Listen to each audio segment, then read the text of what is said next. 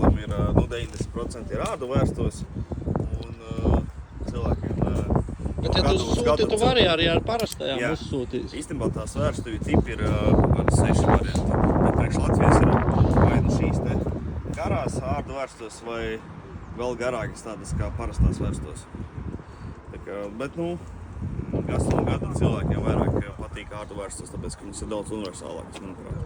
Un arī pie mainīšanas daudz izdevīgāk ir ārdu vērstos nekā pilnās vērstos. Pie Kristapa redzēju, kā hidrauliskā aizsardzība strādā. Dīra, lai viņa atstrādā, viņa to akmeni pat neizceļ ārā kaut kā viņa. Kas ir labi šiem te akmenim, viņiem to aizsardzību var saregulēt. Bet te manometrs mēs izbraucam hidrosekcijā, lai tos piedēļiem saregulēt, cik viņa stipri strādā. Katrā saimniecībā, kurā ir vismaz 200 hektāru, manuprāt. Nē, cik es esmu atsauksmes par ko Nārpliem dzirdējis, labas atsauksmes, nav tās mūcējās. Neviens ir Kristaps arī apmierināts par savējo.